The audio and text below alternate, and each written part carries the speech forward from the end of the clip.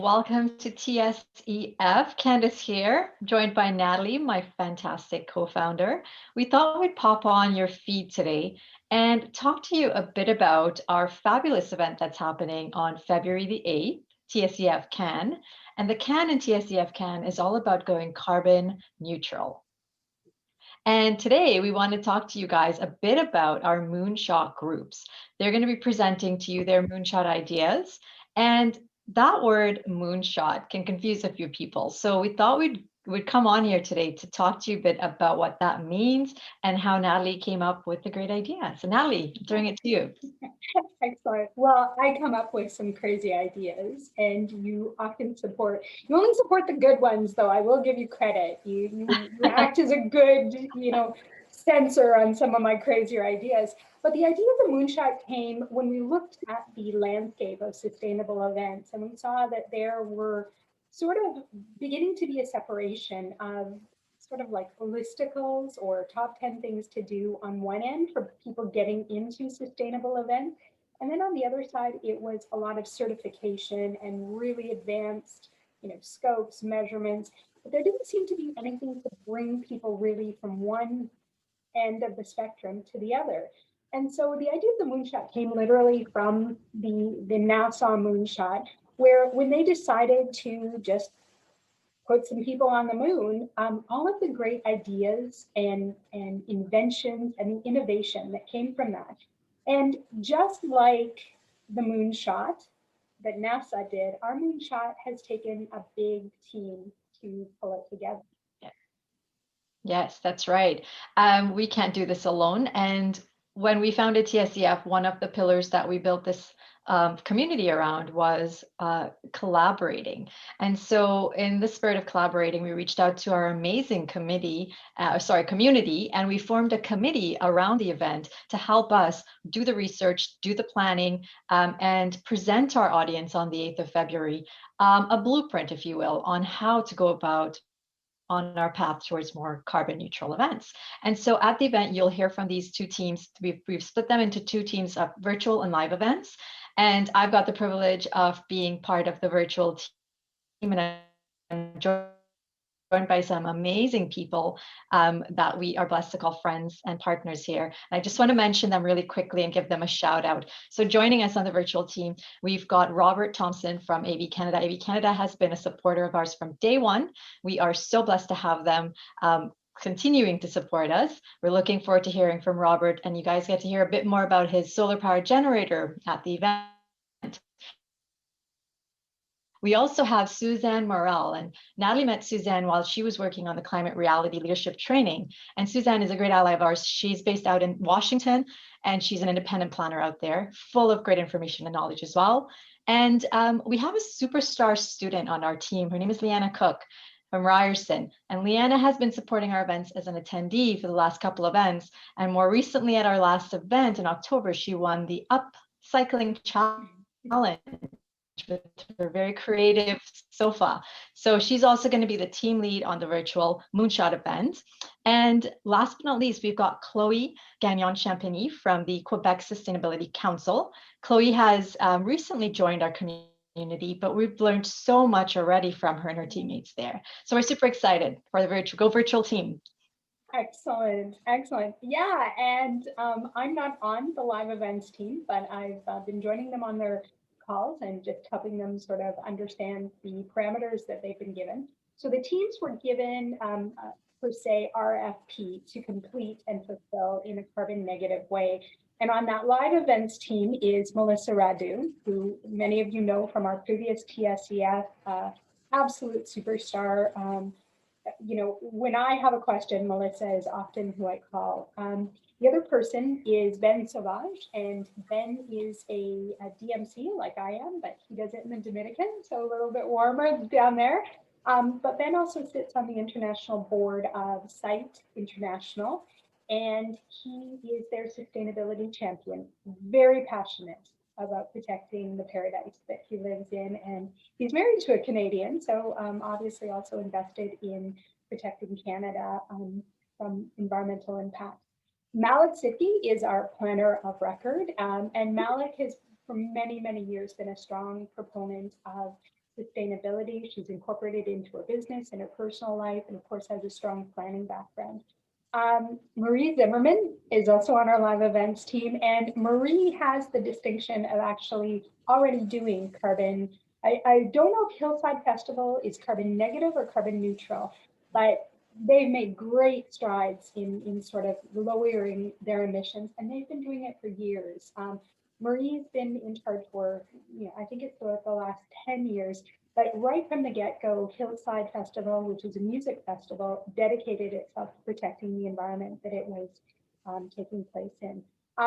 We have Jeffrey Fair from Saskatoon, and he represents Saskatoon as a destination. Very eager. Jeffrey's always eager to learn, sort of gives us a destination perspective and figure out how he can fit all the pieces of the puzzle together in a destination to help the planner who's coming into the city create a carbon negative event. And last but not least, Ashley, who is from Tableau. Tableau has been a wonderful supporter. Ashley is an organizer supreme. She just has the nicest way of corralling all of us. I was explaining to her earlier today that she does for that team what you do for me, kind of keeps me on the pathway. But they're an incredible, diverse team. And actually, I just finished a call with both teams talking about scopes and measurements. And it was really exciting to see some people contributing their knowledge and other people starting to learn, and great collaboration. But I'm wondering, any juicy stories, anything fun happening over on your virtual events team meetings? Well, I mean, you just mentioned the learning, and I think it's fair to say that literally every day that we're spending on this project and doing the research, the knowledge that's out there that we didn't think about before is coming to light. Now, we all have been doing virtual events. It's become our new way of doing things for the last year. Well, it's been around for longer, but now it's the new normal. And you'd assume it's just naturally more sustainable. And I was guilty of thinking that way too until I started this research. The number one tip I did want to share with everyone on this video today, and something I found out a couple of weeks ago, is about email storage. So when you send emails, when you receive emails, keeping them in folders and for however long you want to keep them, it's actually doing more harm than good. So once you've read that email, just delete it. Don't store them. They take up a lot of energy to be stored, which in terms is not good for our planet. And try to limit the amount of emails we send and the attachments and videos and stuff, because it's doing more harm than good. So I learned, about decluttering my inbox last week. And so just the level of knowledge that we're coming across is mind-boggling. So it's fantastic, and we can't wait to share with the attendees all the stuff we're learning. Yeah, it's been so fun, just on those meetings, the ideas that start to bounce back and forth and people throwing things in. And, let's talk a little bit about what we're trying to do here and why it's important. And without mentioning any names, I just want to talk about a team member who came to us this week, and they kind of told us that they were a little angry with us because of the workload. And we did warn them a little bit ahead of time, but I will say their passion has probably put more things on their plate than we originally anticipated. They're really digging in. But what they told us was that they thought maybe they didn't have time. And then they took the weekend to think about it, and they realized everything that they were learning and everything that they were contributing. And they came to the conclusion, how could I not do this? And so if you're on the fence about attending, I want you to think about that. This is an event, and it's not because of us, but it's because of the contribution of this incredible two teams that you're going to learn so much. You really will find a new world of events. And I think with that, Candace, maybe you can talk a little bit about what we're trying to do and maybe about some of our realistic observations. Sure. So really, our aim here is to make events carbon negative. That's our big moonshot. And whether or not we end up portraying how to do that, we're going to get closer and closer to producing more carbon neutral events. So along the way, like with any big project that's a bit daunting, that it's a big goal, there are going to be obstacles. But those obstacles will reveal a lot of opportunities within themselves. And that's really what we're hoping to uncover in this process of the research and the collaboration that we've built with this community, identifying those obstacles and in turn showcasing what some of the opportunities are that we need right now in our marketplace for our industry, and learning from each other. That's a continual process, and we're really big proponents of that with TSEF. It's the learning, the educating, the inspiring, and the most important part of it, Natalie, the action, taking action on what you come to learn with us. And so we really, truly hope that you will join us on the 8th. Tickets are really affordable. It's $25 a ticket. Visit our website as always for more information, tsef.ca. And we really hope to see you guys there. I just want to add before we let you go that if you have to convince an owner or a boss or a supervisor to let you attend, that it is worth considering that right now, people who work in marketing and branding recognize that your sustainability actions are going to be a big part of your public facing marketing going forward. That's, it was something that used to be a niche. It is now becoming an expectation by the consumer.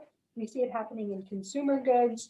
We're starting to see it happen even more broadly in CSRs, divestment of investments that support, carbon emitting industries. So, make the case that this is good business sense and it'll become a part of your marketing plan going into the future. So like Candace, we hope to see you on February 8th, and thank you for joining us today.